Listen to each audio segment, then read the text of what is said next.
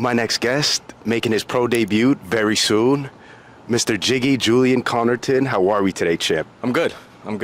I'm blessed, honestly, that things have gone the way they've gone, and I'm just trying to be where my feet are. And, well, other than that, man, I'm good. There's a lot to talk about, a lot to catch up on. Hell yeah. We were kind of saying this before we clicked record, but last time you came on the show, you were just making like your third or fourth amateur fight, still kickboxing before you fully dove into MMA. And now, 15 fights later, 14 fights in your amateur career. What did you think of the last 2 years? It's been a lot, bro. 14 fights in 3 years, including Thai. It's been a lot. And this past year, last time I fought was August of 25. So we're coming up on August now, so it'll be a year off. And it's been honestly good for my health. Like you know, I played football for 13 years, so this break has been very good for my brain, for my mental, and physically as well. I fought fights where I was injured, and I had injuries nagging for a year, and I still competed, but all the fights have been good, bro. I am grateful for all of them, wins, losses, whatever they may be. I've learned so much about myself, hence the reason why I'm here now. I'm in Boston. Never would have thought. And I definitely want to talk about your move to Boston and to Quincy, South Shore kid. But before we talk about that, your amateur career, do you have like a highlight, a favorite moment, a moment that like, now that chapter might be over with, that you will forever remember and think about? Yeah, bro.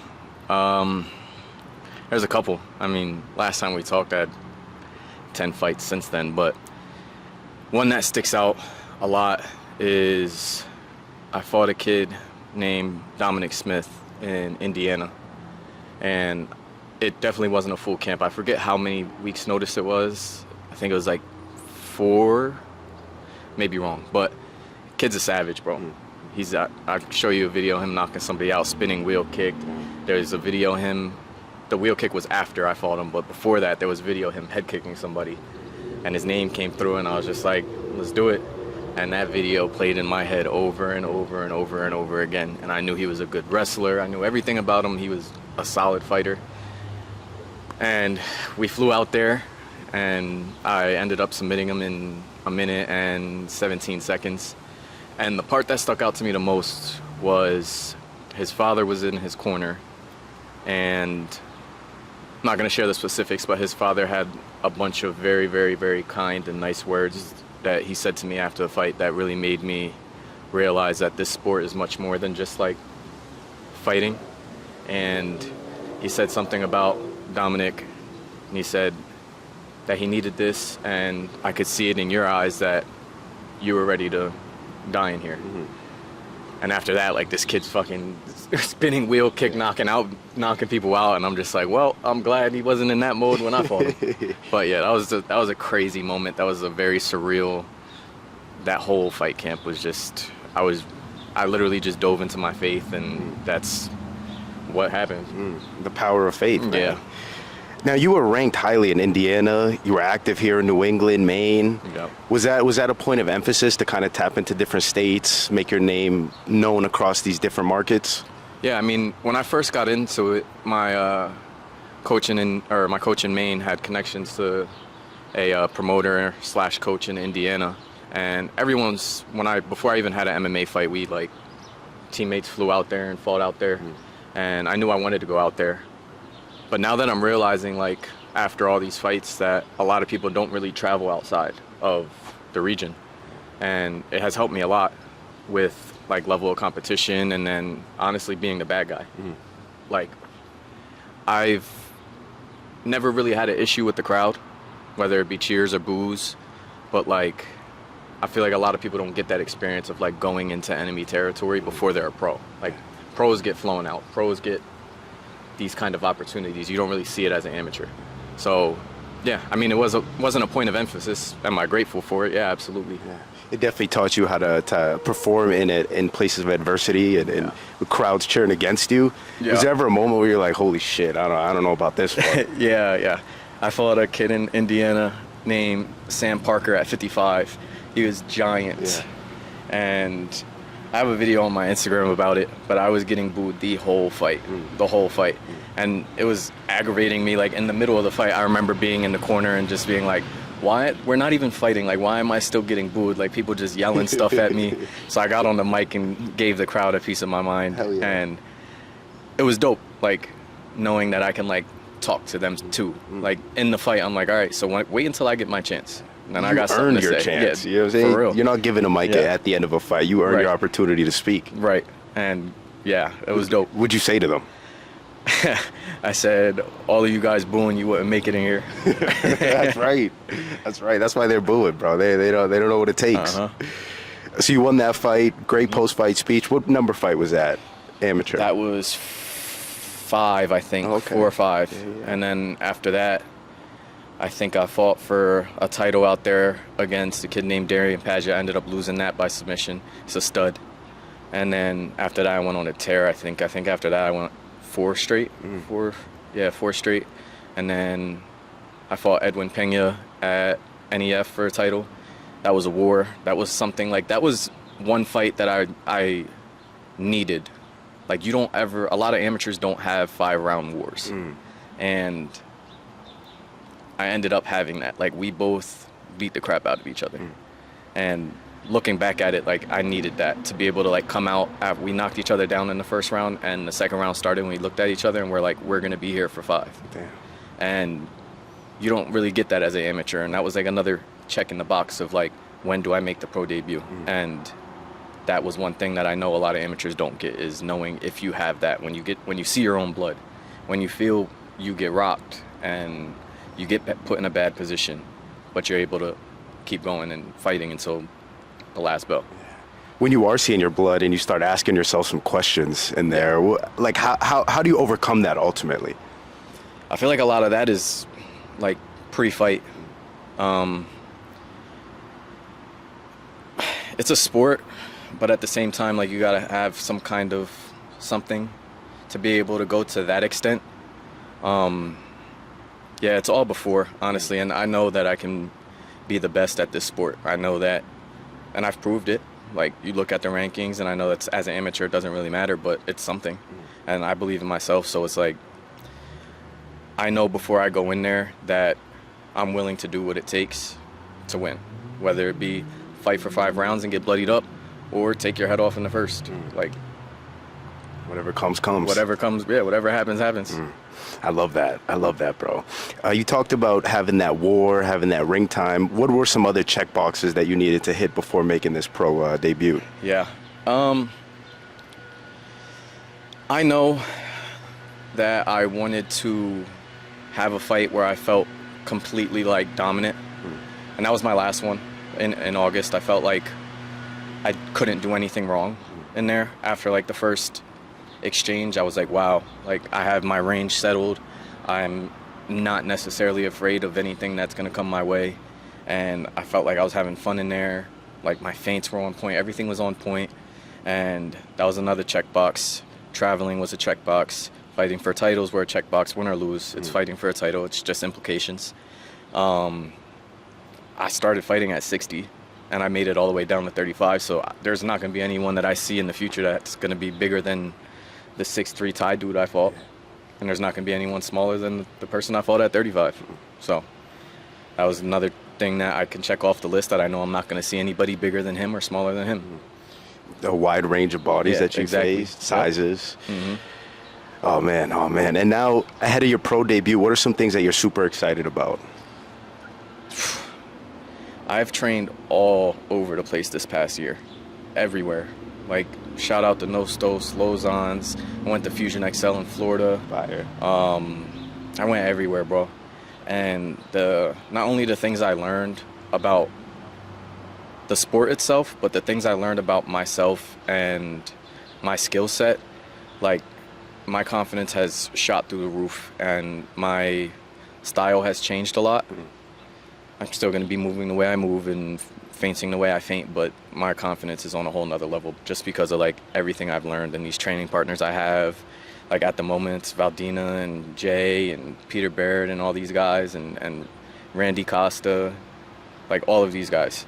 Studs. Studs. And I get my ass kicked a lot, but I'm learning so much. And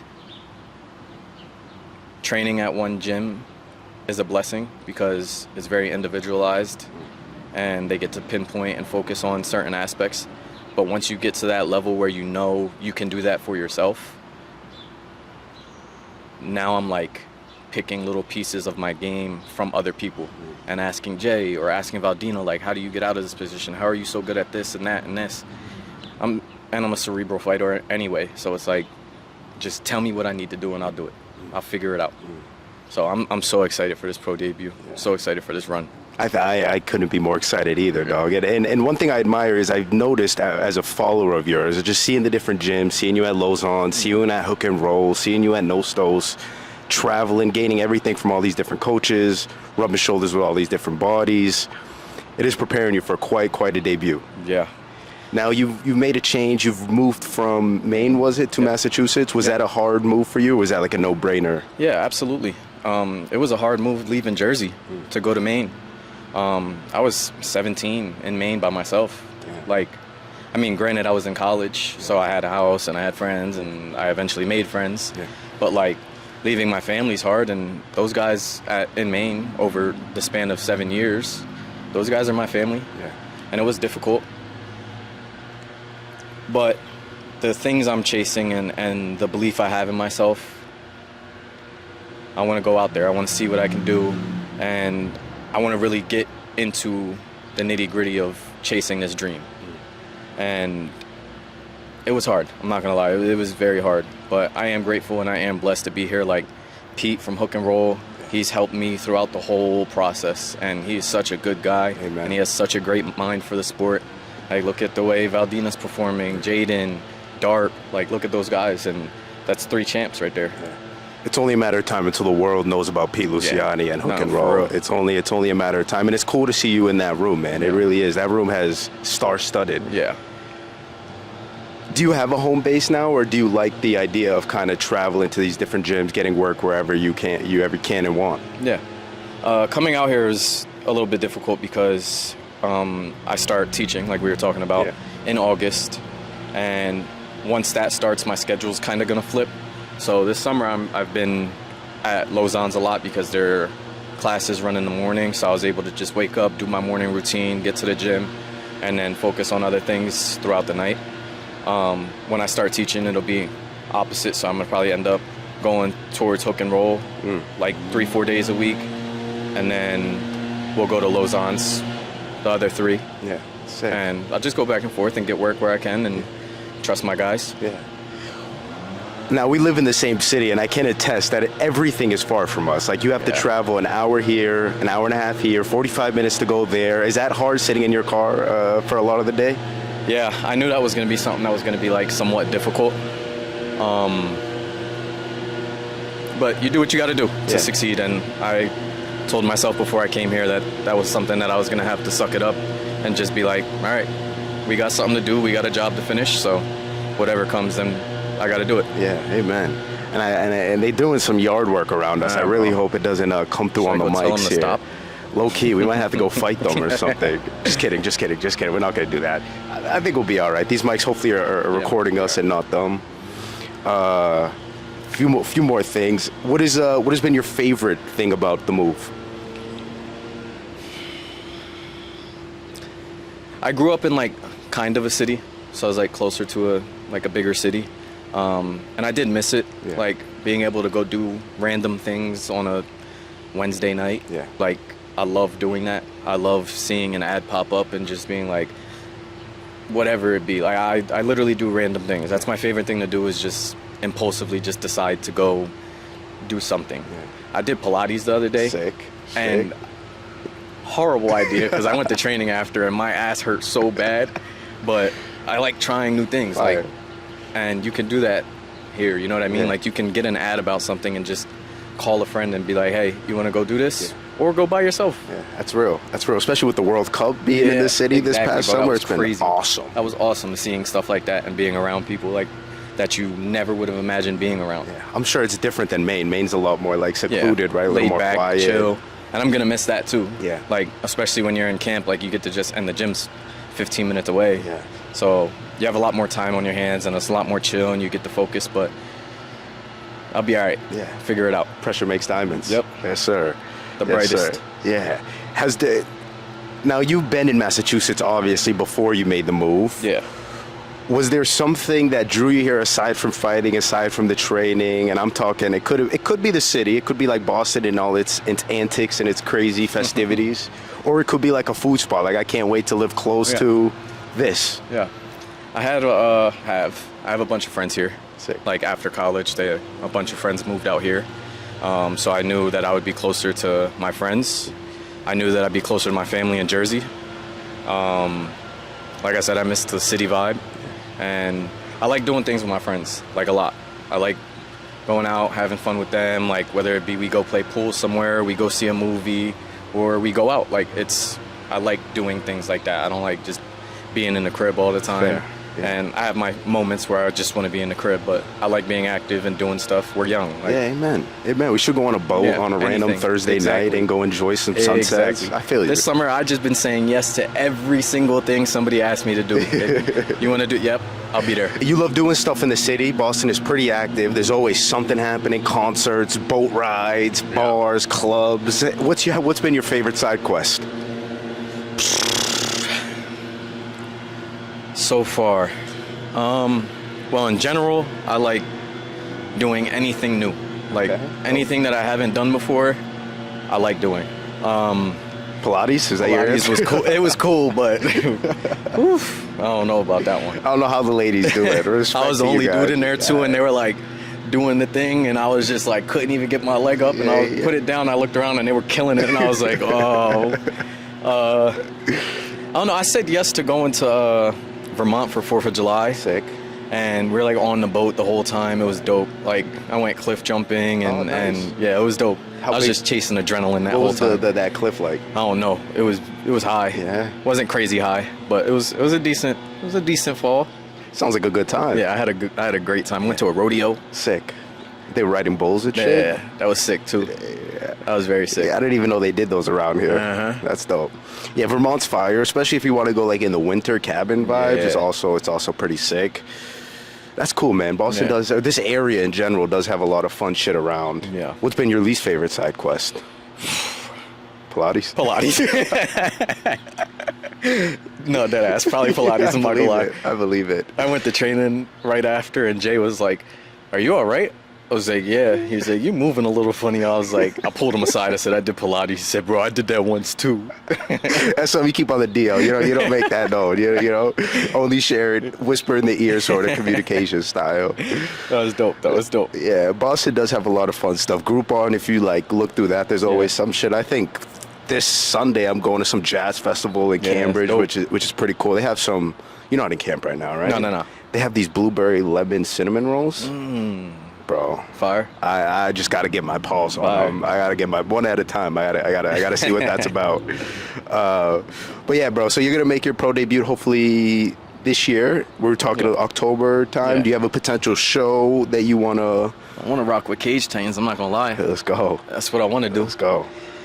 They got the juice. Yeah. I'm gonna go where the juice is. Yeah. Go where the eyes are. Yeah. They definitely put together a good show. I do love them over there. These guys spinning the block. Hopefully these mics do their job. Yeah. Some tattoos since the last time we spoke man. too. What have we gotten recently? Oh damn. What did I get? I got my hand done. I got good here. High school football coach always used to say good. Let's go. Something bad happens, good turns you into a better person. Sonder, which is the understanding that everybody has their own problems and treat people with respect because you don't know what they're going through. I don't think I got anything on my arm done. I got 609 on my leg. Area code Jersey. Jersey, shout out. Reads both ways. Oh, cool. Didn't realize That that is till pretty after cool. I got it. It's pretty and then cool. I got my boy Miyamoto Musashi here. Oh, sick. Read the Book of Five Rings. Yeah, sick. So, got that. That was painful. Yeah, on the It was knee? Like 9 hours, I Oh, think. Jesus. I got both of these done at the same time. Sick. The reading on both ends is pretty. Yeah, That's I didn't that's a realize unique that was one. gonna happen, Yeah. but- Shout out to 609. Do you miss Wawas? Hell yeah. Yeah. Absolutely. Yeah, I went to Jersey once for a Shakur fight. I was gifted tickets, and I went there. And me and my brother, we went to Wawa's that night. Spent like $80, Yeah. got everything, mukbang So good. style. Just So ate a good. whole bunch of shit.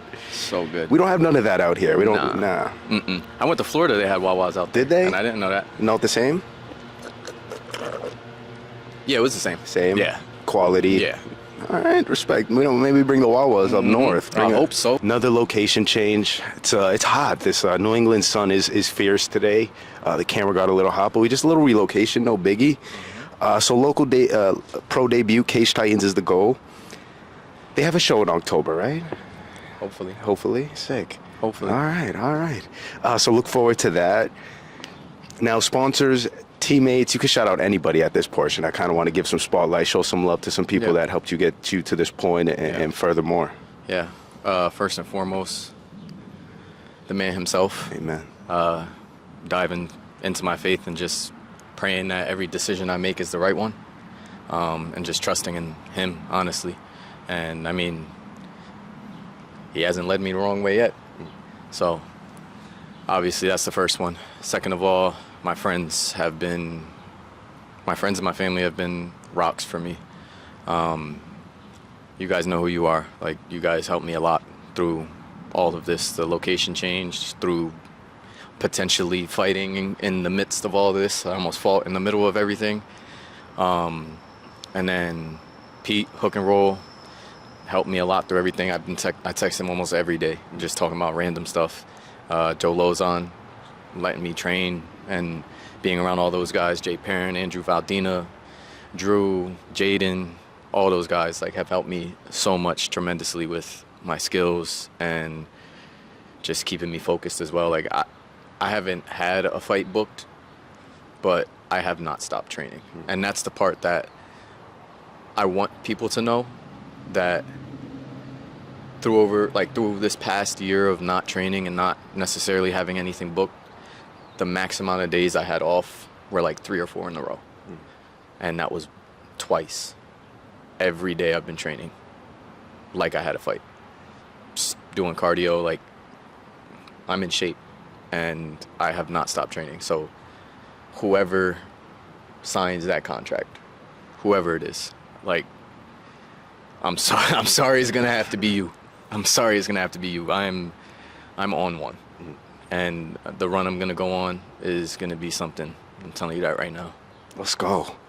Something special.